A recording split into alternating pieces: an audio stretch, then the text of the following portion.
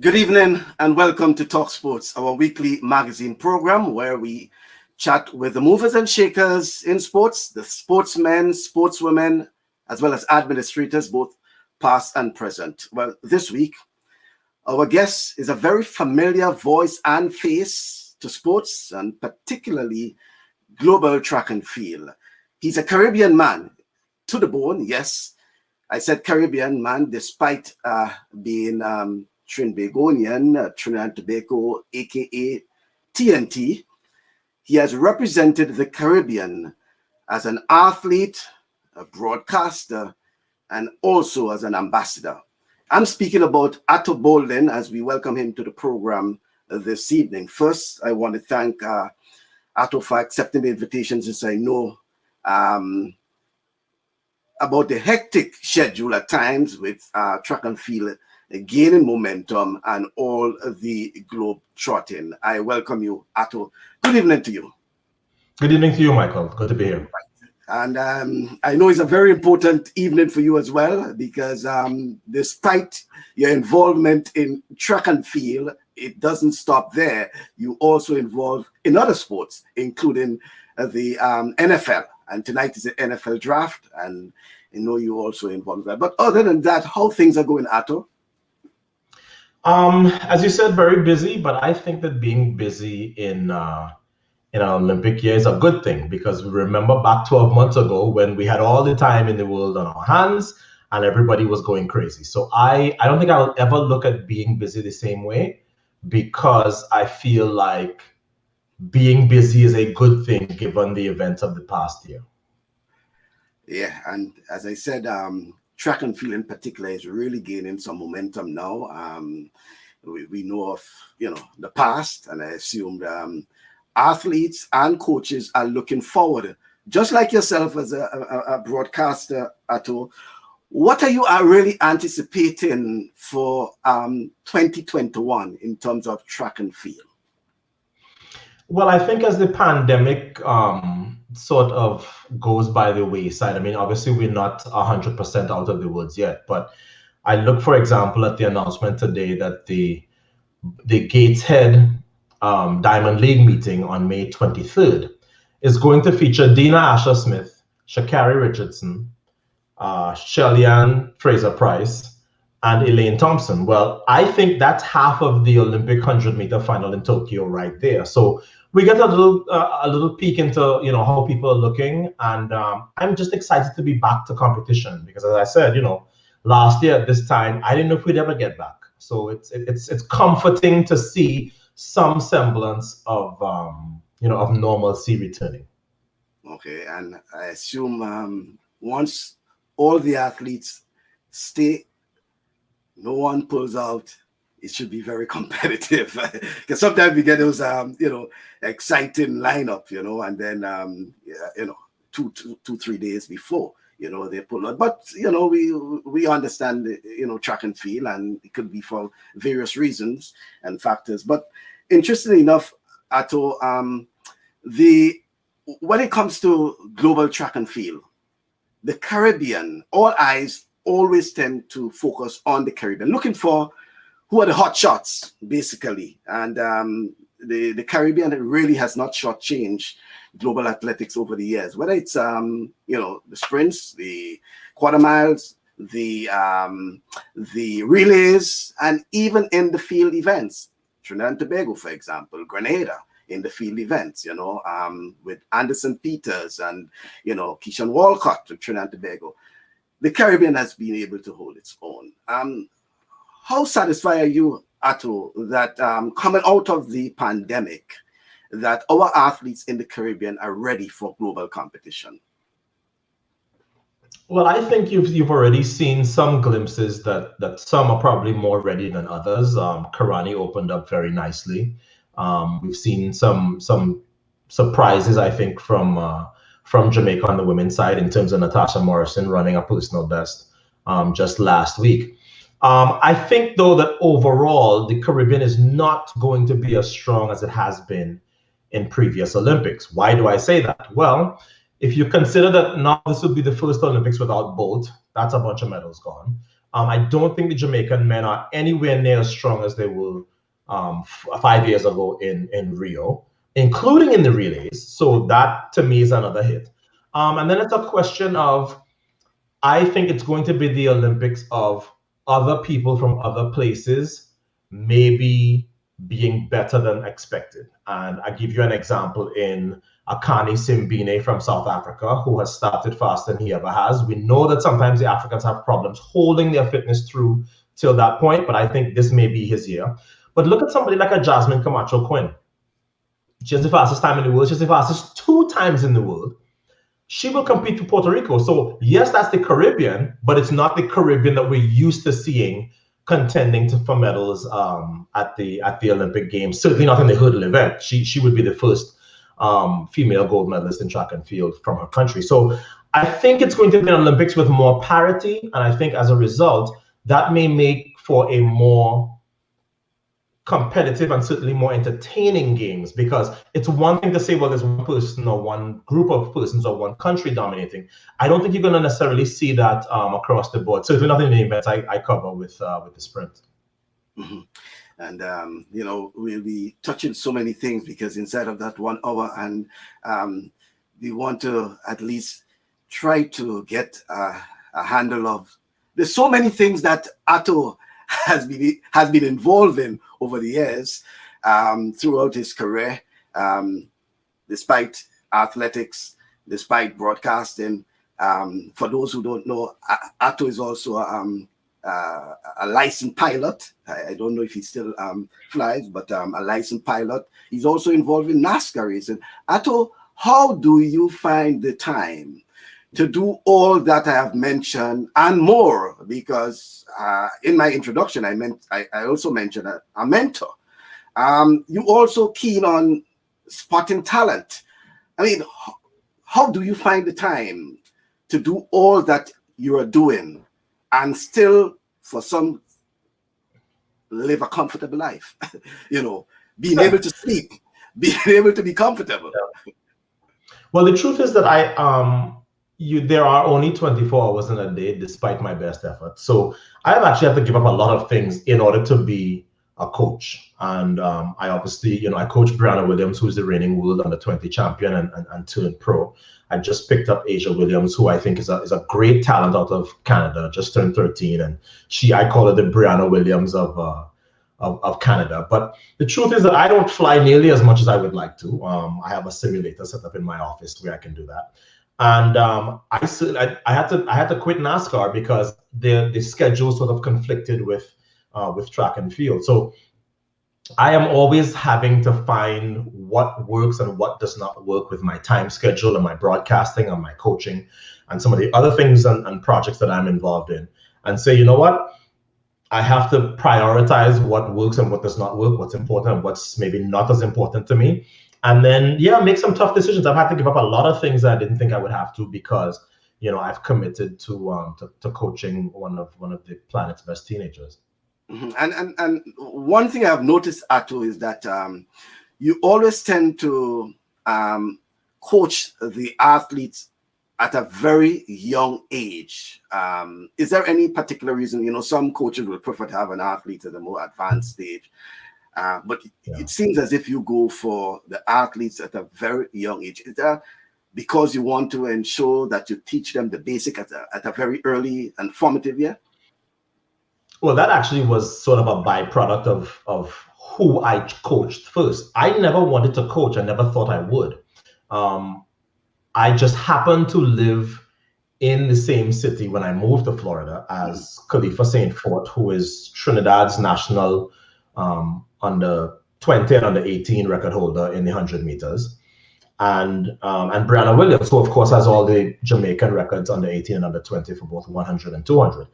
It's not that I decided, I'm just going to coach young athletes or young females. It's that was what was in my city. And both of their parents came to me and said, we would like you to at least guide our children's careers. Well, I don't do anything halfway. So I essentially said, well, if you will hand over the reins to me, I will do it. And, the results have been what they are. But the truth is that I look at coaches who To me, that's easier.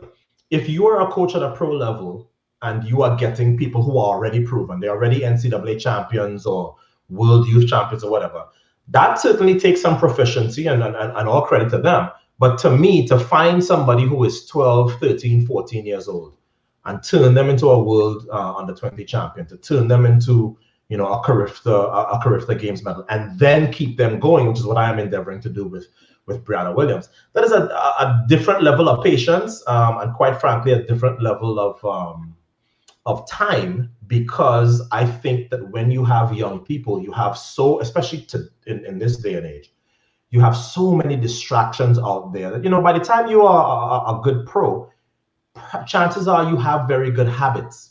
And if you have those good habits, it's one less thing that the coach has to do. For me, dealing with teenagers, you have to almost break their bad habits and instill very good habits in them from a young age. Well said, because I recalled one of the parents basically had asked me this question, so I like how you answered. Well, the questions are coming in already. So someone, Edwin Sam, who's in New Jersey, what are your thoughts on the Olympics penalizing athletes for any form of protest? I think it's very hypocritical. This came in my mailbox this week, right? 1968, that would be Tommy Smith, who won the gold medal in the 200 meters in Mexico City. And I look at that, and if you look at Olympic commercials now, they're glad to use him. But back 53 years ago, they kicked him out of the games, because how dare you stand on that podium? You see what's over my shoulder here. How dare you stand on that podium and protest for the rights of your people back home? So it's like the Olympics has to decide what they want to be. On the one hand, they want to use that image and use it as, oh yeah, we were woke before woke was a thing, and we're all for this and we're all for that. Well, you can't look at what has happened in the world, and not just the George Floyd, just the entire world taking to the streets to protest injustice and racial inequality in the past year, and then said, okay, now in the first Olympics after that, we don't want any of you to say anything or demonstrate in any way, shape, or form. Good luck with that, because I'm telling you right now that not only will more than one athlete do it, but if the IOC comes out against said protester or protesters, they are going to be on the wrong side of history, and they are not going to look particularly attractive. And with all said, Ato, let me get those, because I don't want to back up those questions. Ato was one of my favorite sprinters growing up. Ato had the best stats ever. If only the great Ato Boldon had to finish like the great Usain Bolt, there would have been a big debate possibly on the world's fastest man. And Edwin comes back to say, agreed with your response. Yeah. Ato, track and field would be one of the sporting disciplines that may be affected to an extent in terms of participation. We're not sure how many athletes will agree to go to Tokyo. But despite that, once the Olympics on, I know Ato will be in Tokyo. What are your initial predictions regarding track and field athletics? Normally is the mainstay of the Olympic Games. Everyone wants to see the track and field action of the Olympics. So what are your predictions regarding athletics at Tokyo this summer? I am not sold that the stands will be completely empty. I know some people have said that. I think at worst, the stands will be half full with Japanese fans. I think at best, they may say, if you can prove that you are vaccinated, you can come from whichever country and you can go to track and field. I think at the end of the day, this is a very expensive product. I know this because we pay more at NBC than anybody else pays around the world to broadcast these games. You're talking about billions of dollars spent already, and more because of the postponement. We are not going to want to put a product on the air that does not look like the Olympics. So I think there would be much pressure from the powers that be on our side to the powers that be on the Japanese side and the IOC side to say, listen, You cannot, there's no way that we can do a proper Olympics if you do not have people in the stands and some fans and some engagement. Otherwise, it just becomes, I don't know, an all-comers meet. So I am not convinced that we are going to see empty stands at these Olympics. I think that, I mean, I look around Florida, which was not doing well, quite frankly, for a long time vaccination-wise, and now just about everybody who wants to be is vaccinated. I don't see any reason why somebody who has been fully vaccinated from wherever they are in the world cannot come to Tokyo and not contribute to what seems to be a pretty bad situation there. So I think that there will be some hand-wringing and some negotiation. I do not expect there to be empty stands in Tokyo at all. Mm-hmm. Well, I didn't prepare to go into the archives right away in terms of memories, but Edwin is already unquestionably the best track and field analyst commentator. However, can you make it through the hour without Luis and Santa? And I guess as much as someone who follows you a lot, Ato. I'm thinking that Edwin means Sanya. Yeah, Sanya. Listen, I am part of a team, and yes, I have done meets where it's just me. I have done meets where I have 5-6 different people in the booth, and the truth is that I like to do the events that I am best at. I will be doing the 800s this year, both men and women. That's exciting for me because I get to cover Ting Mo, who is the teenage sensation who is running 157. Yeah. But I also get to cover Donovan Brazier, who's a young phenom who is also the world champion. I have had to really get better because the 800 is not something I've ever called consistently.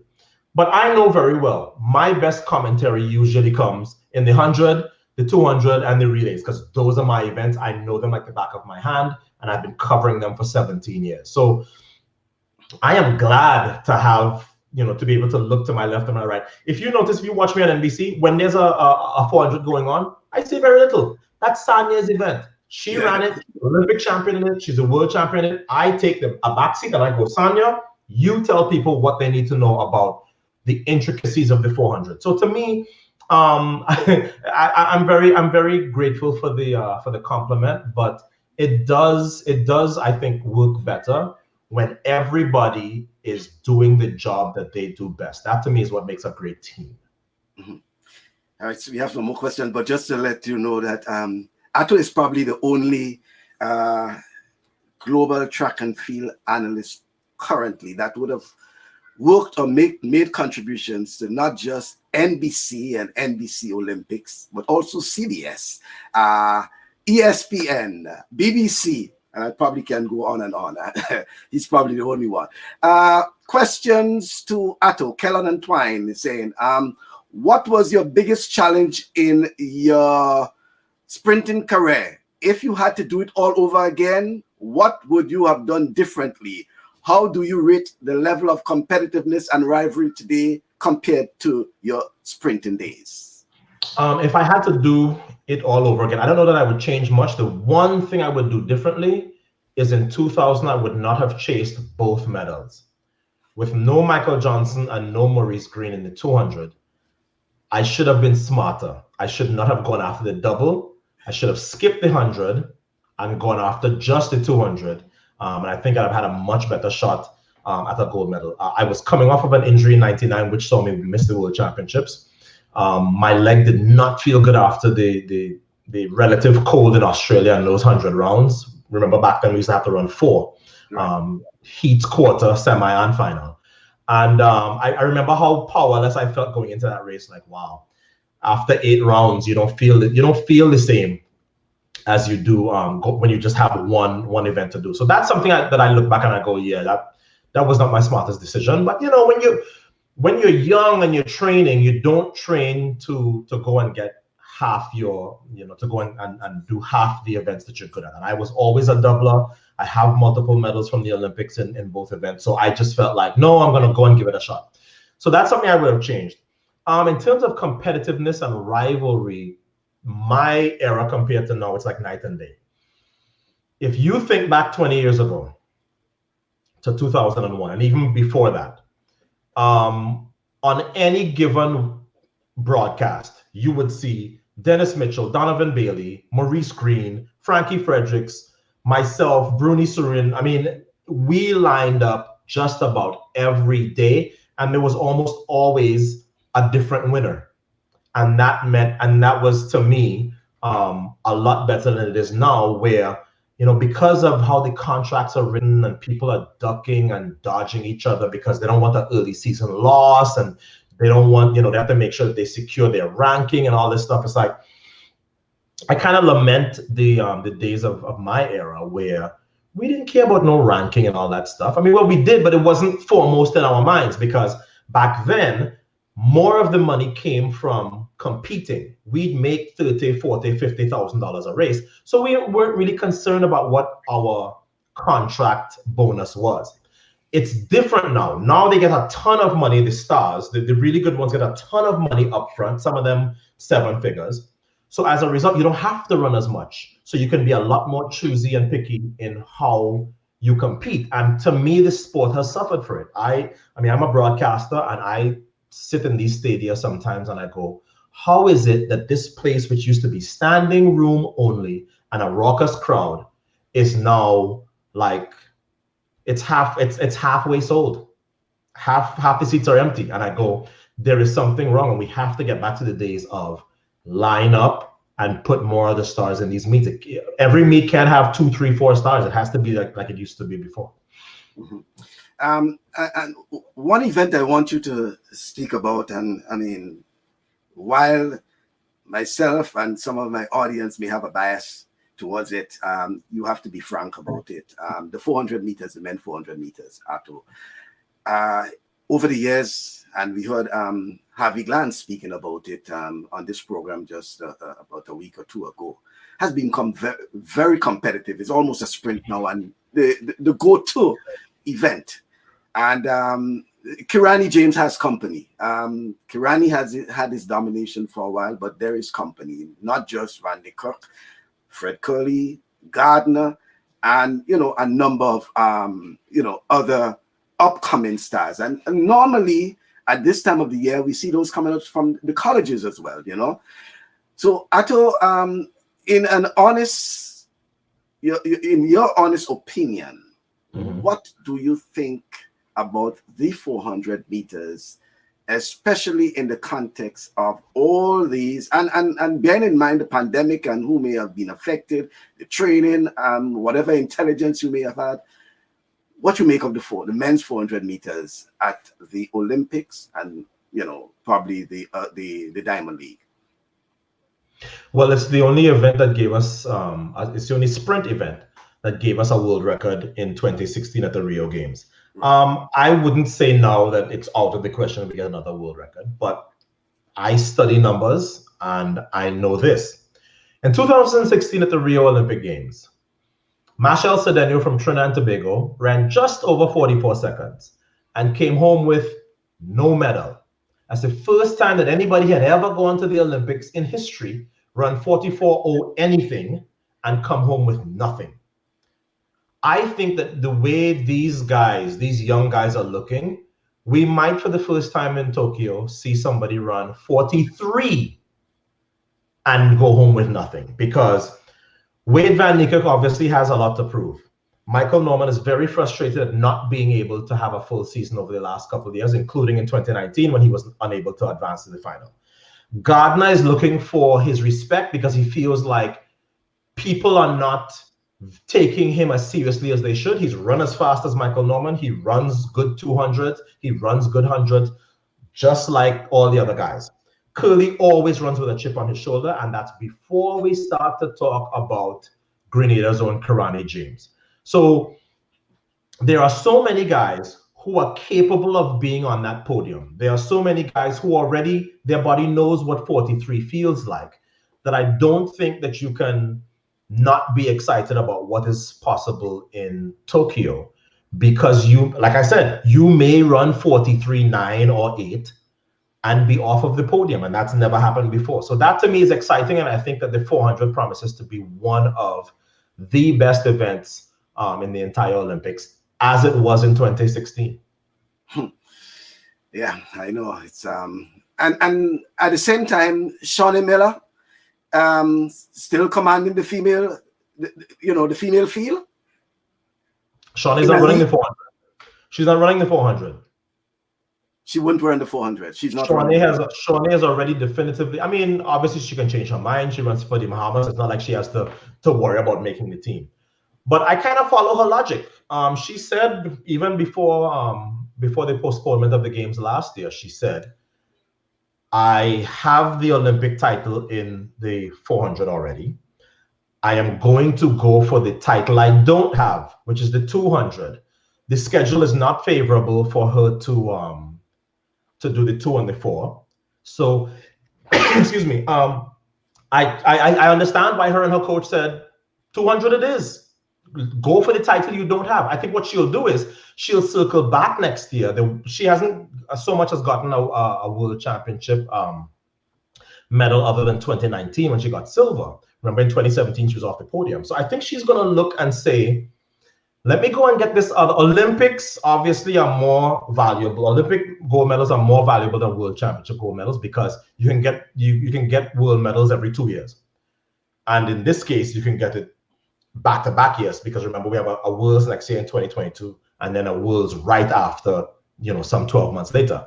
So I think what she's going to do is she's going to run the 200 in Tokyo, which to me creates an amazing matchup because I see that final with her, Dina Asher-Smith, 21.8, and Sha'Carri Richardson, who I think is going to run well under 22 this year. So the fact that she's leaving the 400 is still exciting to me, but I think that what Shaunae will do is Olympics this year and Worlds, Olympics in the 200 this year and Worlds in the 4 in 2022 and 2023.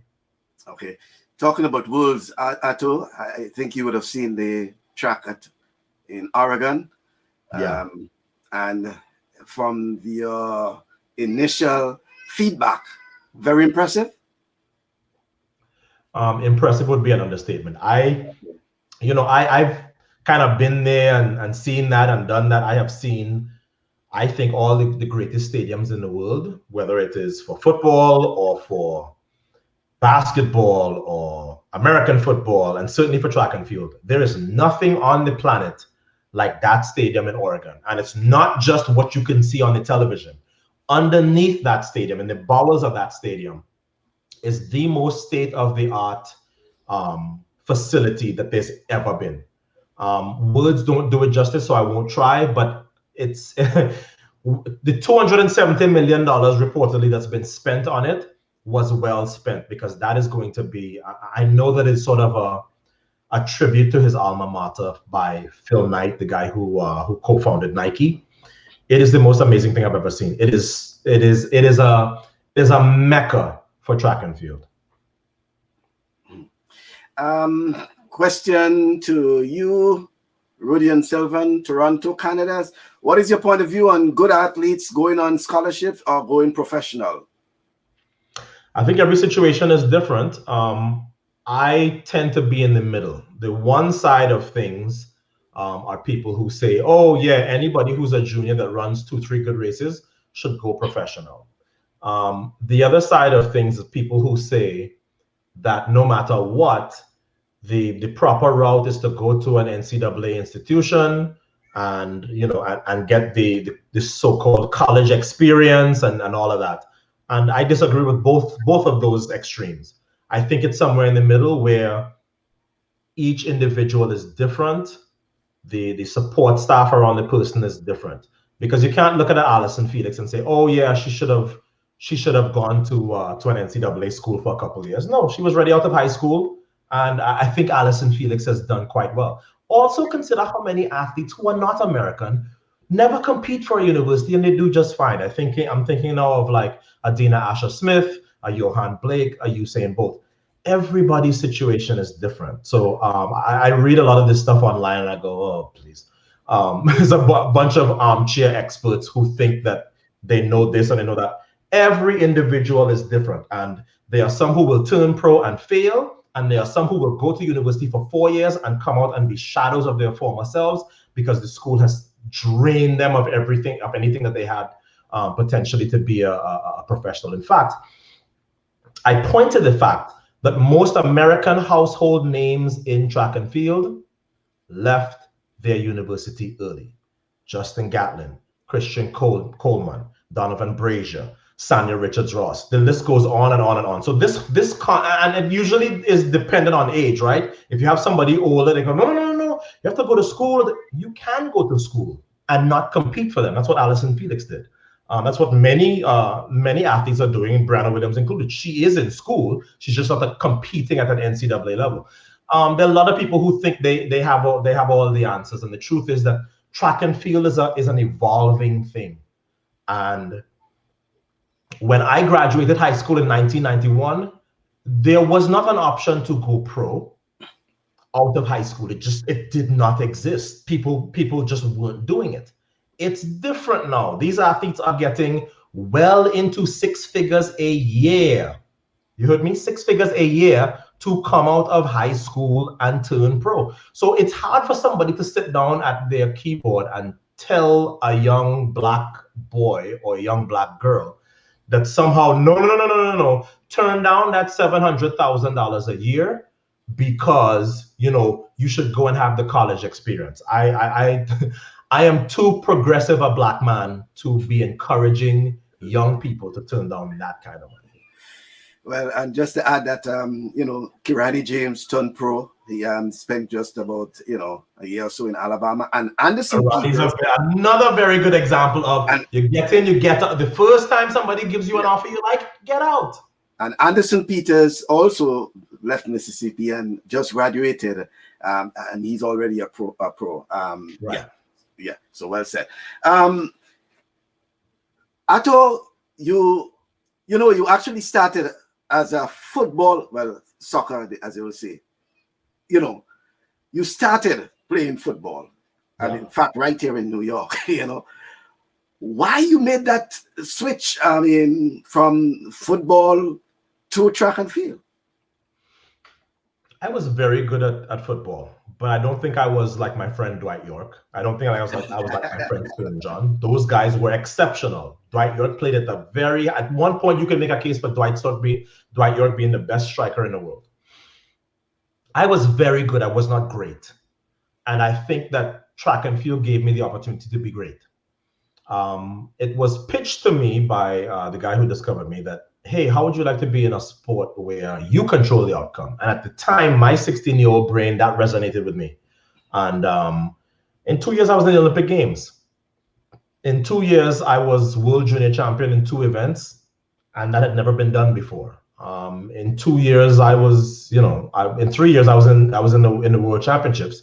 And 5 years later, I was my country's first world championship medalist. So it happened very quickly for me, but I don't look back and go, oh, yeah, well, I could have been, but that's not how I live my life. I did very well while I could in soccer and football. And then when something else came, I think I did pretty well in track and field. So no regrets. But what got me off of the path with soccer and onto the track is that I wanted to be in control of everything. I wanted, and football has such subjectivity to it. I like the fact that, look, you can say what you want about athlete X, Y, Z.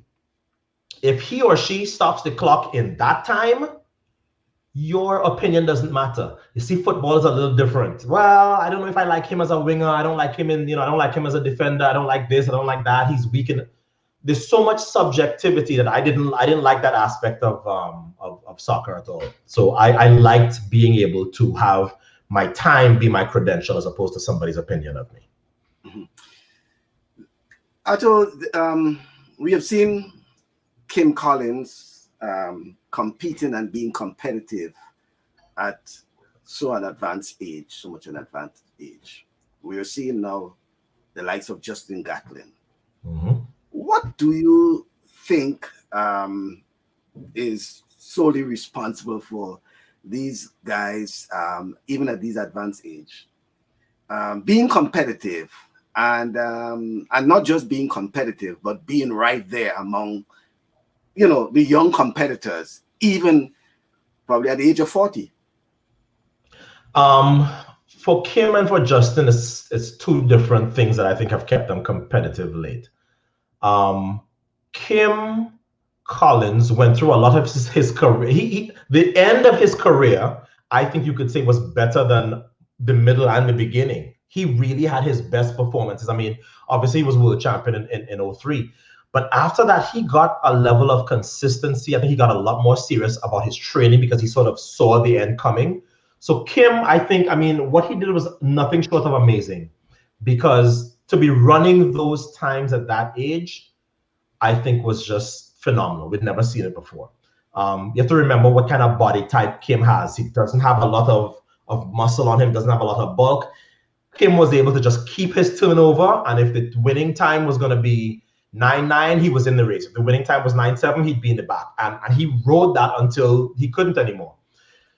With Justin, it's a little different, because remember, after his suspension back, I believe, in 2006, he was out of the sport until probably 2010. So you take those 4 years out of his career, all of a sudden that 39 that he is now actually becomes 35. And 35 to be still competitive, I don't think is as much of a big deal. I believe with sprinting, it's like a car. It's not the age, it's the mileage. And Justin, I think, has reduced mileage because he sat out for that period. Having said that, you have to give Justin his credit for what he continues to do well. He still starts well. He rarely makes mistakes in races, and he's still one of the best finishers. And that's why he was world champion in 2017, ahead of the best starter in the world in Christian Coleman, and ahead of the greatest ever in Usain Bolt. So I think that Justin deserves all the credit. I mean, the 4 years that he wasn't in the sport, notwithstanding, I think you have to give Justin credit for still being competitive at this age. He'll be 40 in February. Remember, too, that Gatlin has motivation, and his motivation is, look, I was Olympic champion back in 2004. That's 17 years ago. I was world champion back in 2005. That's 16 years ago. My kids have never seen me win. And that's important to me. That's why I think he was able to pull out the win in 2017, and why he, with Christian Coleman now, we know, not being in the Olympic Games, he sees it as, wow, if I play my cards right, I could win the Olympics, with 17 years in between. That would be unreal. Mm-hmm. All right. Let me get some questions are coming in there now. No comments and then question. Lincoln Deputy, that's another. Canada saying, Ato gave up the beautiful game. You are forgiven only because of your success in track. You did Trinidad and the Caribbean proud. You have a good foundation to be Prime Minister of Trinidad and Tobago. Hey, Toro, you forget Ato was a senator. Eh? And Kellon is saying, what was the secret to your flawless and brilliant start you always had out of the blocks? Was it pure brilliance or just keeping your composure at all times? Ato, let's talk about the stats. I think to be a good starter, you have to be a good jumper. For me, I am 5'9", and for all of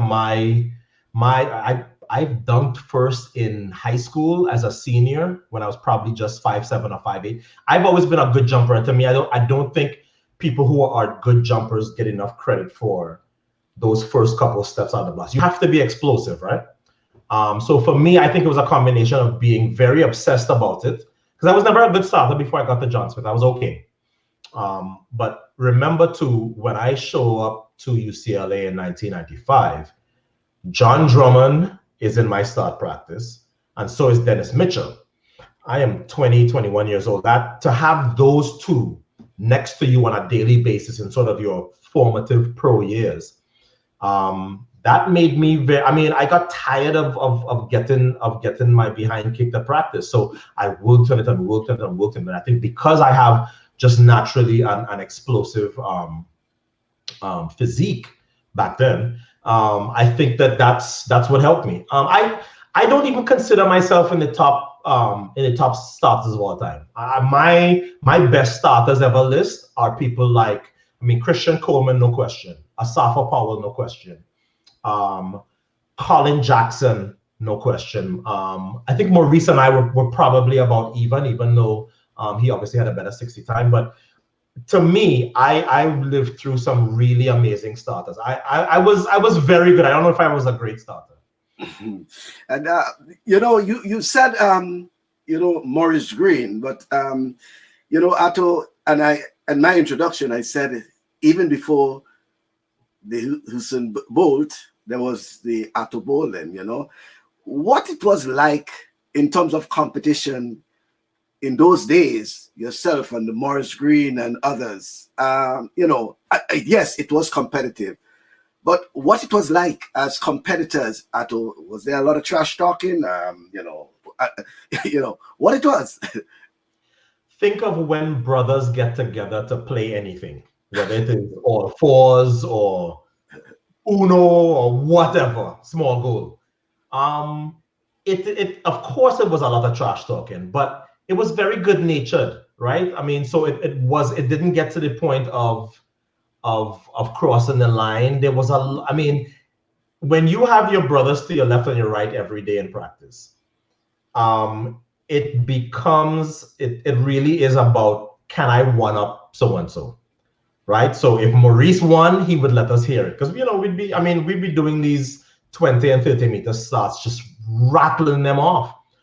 And the way the human body is, well, everybody's the same person's not going to win every time. So sometimes it would be John Drummond, sometimes it would be me, sometimes it would be Maurice. But when you won, the game was on to make sure that you preened and celebrated and disparaged the other person, such that you kind of got in their head.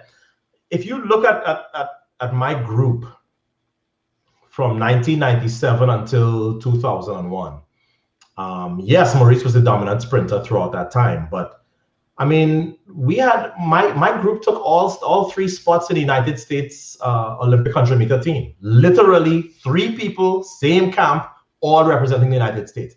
We see that now with like MVP and so on in Jamaica, but that is kind of that was so unprecedented back then. Even the great Santa Monica would only put 1 or 2 people on each of those teams. So it was very competitive. I would not have had the career I did if I did not have that level of competition every single year. And in fact, I look at some of my fellow Trinbagonians and I go, how is it that so many of them have 1 good year or 2 good years and they can never string a career together? And I realized, the reason I was able to do it is not because I was necessarily better than them, but because I kept myself in an environment where you had to go out there and scrap and fight every single day. And if you didn't, you'd be in the back. Literally being the best in my club meant you were the best in the world. Paul Betham is saying, thanks for this athletics clinic with the great Ato Boldon.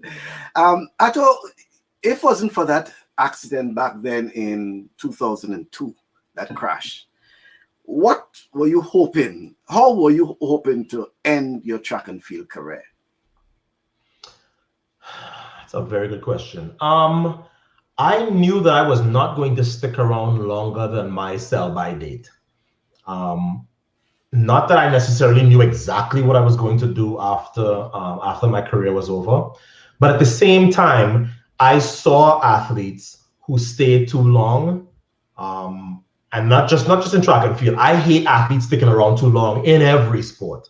So I knew that maybe by 2004 I would have called it a career, because by 2004 I ended up calling it a career anyway. I just got fed up of being injured, and I never really, my body never recovered from that drunk driving incident in Trinidad. So I think that even without the crash in 2002, I think by 2004, if I don't medal I didn't medal in 2003 because of the crash. If I don't medal in 2004, I would have said, okay, what else is there? Because when I retired in 2004 after the Athens Olympic Games, I was 30 years old. Every single person I knew said, don't worry, 30, you'll come back. And I knew very well I was never going to come back. That's not my personality. The first thing I did is I went and got my pilot's license, because I needed to have something in which to pour my passion. And my passion for track and field and my passion for aviation are actually about equal. So I went and got my pilot's license and started flying all up and down and enjoyed that. And then I looked around and I started broadcasting. I retired in 04. By 05, I was on CBS, and by 07, I was on NBC. I've been on NBC now 17 seasons. So I had to find something in which to direct my attention, because track and field had been my entire life, and now I knew track and field was gone. What was I coming back for? I had a right side of my body that would not cooperate. I went from almost never being injured to being injured constantly. And I said, look, I have 4 Olympic medals. I was my country's first world champion. And remember, when I left, Darrell Brown is on his way up. Richard Thompson's on his way up. Mark Burns is there. So I could already see that, track and field for my country was in, and ASAFA. So track and field for not just my country, track and field for my region was going to be in very good hands. So I had my time, and, time for me to exit stage left. Well, yeah. The question to you now is that, who do you see as, and I don't want to say the next Usain Bolt, but Bolt had carried the Caribbean for the better part of a decade or so in terms of global attention. Do you see anyone right now in the Caribbean who can follow that feat? Who before Bolt from the Caribbean had that level of success, attention, persona, dominance? You could say Marlene, but Marlene didn't win as often as Bolt. We've obviously had phenomenal athletes from the Caribbean. I mean, on the women's side, Shelley-Ann Fraser-Price is almost Bolt's equal. But the combination of the domination, the winning, and the personality, I think everybody who opens their mouth to say so-and-so is going to be the next Usain Bolt, it's not going to happen. Not in my lifetime. I would be very surprised to see it, because you're going to have athletes who are good. You're going to have athletes who may dominate. But the combination of being good, dominating, and having that personality, that happens once in a generation if you're lucky. So I disagree, and I kind of roll my eyes when people say, oh, this one is going to be the next Usain Bolt. Think of that. I am old enough to remember when everybody was going to be the next Michael Jordan, right? Vince Carter was going to be the next Michael Jordan. Harold Miner was going to be the next Michael Jordan. Anthony Hardaway was going to be the next Michael Jordan. How'd that turn out? None of them were Michael Jordan. Kobe probably came close. LeBron is sort of a different kind of player, but nobody had the combination, personality, winning, and dominance. It does not happen that often. And I think in track and field, it's even more rare. Look, Jamaica will do well in the men's 100 and 200 to have one finalist in Tokyo. You can quote me on that on this day. So this whole thing of finding the next Bolt, how about, let's focus on Jamaica finding one person to give any semblance of respectability to that men's sprint core again, because so far you look at the times and it's like Jamaica is not. I don't think the Jamaican men are necessarily going to be a factor in Tokyo. Who's gonna suddenly show up? To me, and this is what we do in Trinidad too. We start looking in the rearview mirror to figure out what's going to be in front of you. They're like, oh well, Blake will figure it out. He might, but how has Blake's medal count look for the last 5 years? When was Johan Blake's last medal? You know when it was? 2012. That's almost 10 years ago. So I am a lot more concerned about other Caribbean countries, even Jamaica, finding the next one to be competitive, as opposed to finding the next Bolt. That is two completely different missions. Are you confident that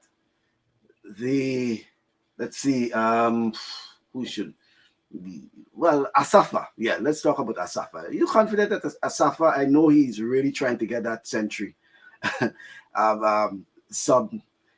by the way, Ato, I'm assuming that it's still correct that you are third in the standing. Okay, it's Oh no! I was third when I retired. I was third behind Maurice Green. Yeah, Maurice and somebody else in sub tens. I can't remember who. In sub tens. Okay. No, But I'm probably like 8th or 9th now. No. 8th or I mean, 9th. I did retire, 16 years. Yeah, but in terms of those sub tens, you're shaking your head about Asafa Powell. You don't think you'll be able to reach that 100? No. And No. why? And why? This is what men lie, women lie, numbers do not lie. Tell me when Asafa's last sub 10 was, tell me what it was, and then tell me how he has done since then. Listen, I see Asafa training, he looks great. Take it from somebody like me who had a career. One day you wake up and it's over. You can either accept that it's over, or you can continue to fool yourself and other people that you are on your way to getting back to your best. It very rarely happens in sport. This thing of running a sub 10, okay, so my era was before Asafa. I remember Maurice Green and I laughing to each other and saying, everybody making a big deal about the sub 10. We fall out of bed and run sub 10. I remember those days. We know what 10.05 felt like, what 10 flat. Now I'm gonna run a sub 10 in the round just because I can. When it is over, it's over. The body has given you everything it can, and that's it. So you can pray for a 2.0 wind or a downhill track or lightning to strike. If you are asking me if I am betting my money that Asafa Powell is going to run another sub 10, no, and he has not really been close. Asafa's body has given him so much over the years. All those sub 10s, all of those races, all those phenomenal performances. But that's it. And that's the thing I was talking about earlier. With athletes, you either accept that this is it and you move on. It's your life. You can certainly continue if you would like to be a journeyman and you want to be a lane filler. It's your life. Nobody's going to fault you if somebody is putting you in their meat. So be it. But I'm not betting my money on Asafa Powell running another. And it's a shame because he's so close.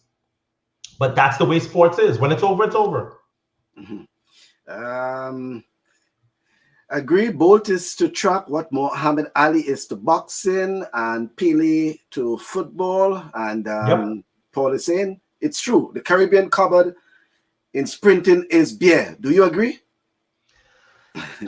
On the men's side, on the men's side, you look and you go, well, Trinidad and Tobago, forget it. I don't know. Certainly in the 100 meters, there is nobody from the Southern Caribbean that is going to factor in Tokyo. This is what I do for a living. I don't see it happening. I have already said I don't think that Jamaica is going to put anybody into the Olympic final. I'll be happy to be proven wrong, but you tell me who that person is going to be given what the landscape looks like right now. I wouldn't say the cupboard is bare because you have the last 3 Olympic champions and Shelly-Ann Fraser-Price, who I think in 2019 had maybe her best ever season. So, Elaine Thompson, I mean, it's a shame that she's dealing with this Achilles tendon injury, which she doesn't seem to be able to get under control. But I think you sort of leave out the possibility that somebody sort of bubbling under could also step up. So I wouldn't say the Caribbean cupboard for sprinting is bare. Not on the women's side. On the men's side, it's not quite as good. Obviously, we have Karania, we have a few others, but no, it's not going to be as good as it has been for the last 10 years. I think that's a safer statement. Okay. Well, let's say good evening to the great Victor Lopez yes, former president of NACAC and also coach at Rice. He's asked Ato about athletes expressing themselves about inequality, racism, and human rights in Tokyo. As I said earlier, I think it's going to happen. And I think the IOC, but now obviously you don't want every single podium ceremony to turn into, athletes sort of getting carried away. But I think the IOC has to be extremely careful in not being heavy-handed. I don't think it's going to be every podium. I think there will be some, and I think the IOC will do well to just as long as it is not. And you know, I interviewed John Carlos about this, and I thought he made a very good point, because somebody, when I was interviewing him, asked during the conversation, they said, what advice would he give to somebody who is planning to protest in Tokyo? And he said, don't just go up there and do it. Think about what you're really trying to accomplish, and make sure that when you do it with class and some reverence. And I thought that was very, very important, because you don't want to go up there and like pull your shirt off or do something crazy. You want to make it such that you don't lose the message because of how the messenger acted. So to answer Victor's question, I think that no matter what they say, it's going to happen. And also that they would do very well to just be very careful in how they respond when that does happen, because they don't want to look. The IOC is not exactly the most popular sporting organization on the planet right now. People are not lining up the way they used to host the Olympic Games. The revenue is not what it used to be. They just need to make sure that they are on the right side of history, as I said. Mm-hmm.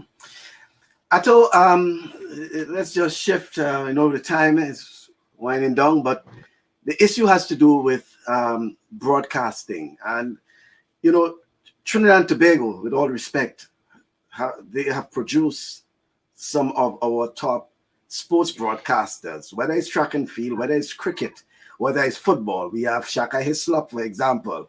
We have yourself carrying the weight of the Caribbean, mainly in track and field. And then in cricket, we have the Ian Bishop and, Fazil Mohammed. I mean, it's a host of those guys. Yeah. What advice, and I don't know if it's something special in the water in Trinidad and Tobago, but what advice would you give to those Caribbean young men and women who may have an interest in sports broadcasting? It doesn't have to be just track and field. And even to those who are involved in sports themselves, like yourself, who, was involved in football to an extent, and then track and field. What advice would you give them in terms of having a career probably in broadcasting? Fazil Mohammed and Shaka Hislop are friends of mine. Shaka I've known since high school days. He went to my rival high school. I think you would be honest if you said that the two of them have a great command of the English language. I like to point out that Shaka is more pundit than broadcast. It's not the same job within the sport. In other words, I have to call live events as they happen. Shaka is more of a studio pundit. Which also takes great chops. I think that having command of the English language is certainly one thing, but the other thing is you have to not only have a passion for the event that you cover, you have to know it intricately and intimately. If I walked into an audition for NBC, you could pick anybody in track and field, and I could go on for several minutes about who this person is, what their skills are, what maybe their deficiencies are. I know my sport because I loved it even before I participated in it. And I think I see a lot. I mean, obviously, I have a lot of people in my direct messages saying, "Hey, get me a job here, get me a job there." And just on the off chance, I'll ask them a question. So tell me what you can about so and so. They can't answer me. I'm like, you're not gonna get past the first audition. You're not gonna get past the first look, because you have to have the ability. You have to have an intricate knowledge of what you are covering. Shaka Hislop knows football the way he knows the back of his hand. Fazil Mohammed loves cricket in a way that I don't think anybody else in Trinidad does. So people think that, well, I look good and I'd look good on TV. And it's like, yeah, so what? There'll be 100 other people that can do that. What else can you bring to the table? Can you bring knowledge that the average person typing something on Facebook does not have? Because that's the kind of things that's going to separate you from everybody else. Mm-hmm. I know we're running out of time. Quickly, Toro is saying, Bascom show some respect to the old-time Trini broadcasters like Rafi Knowles and Andy Gantum. And just one final question we want to push in there from Edwin Sam. Do you agree with the Caster Semenya decision? I have gone back and forth with the Caster Semenya situation. I think when she first showed up, I thought, no, we can't do this. And then I was my humanity came into question, and I sort of reminded myself, this is not something that she can control. And I think that swayed me. But I heard Sebastian Coe talk recently, and I think maybe I was swayed back a little bit in the other direction, where he said, there are two things in this sport that we have to draw very discrete lines in the sand about. The first is age. You can't have somebody who is 30 competing against somebody who is 16 or 17. It's just not a fair fight. And I think that the science, while it has been debated, I tend to agree with some of the studies that have been done that say that, look, it's not a fair fight to have some of these athletes competing with the females, because I think that there is an inherent advantage. And no, it's not like Michael Phelps' feet or anything like that.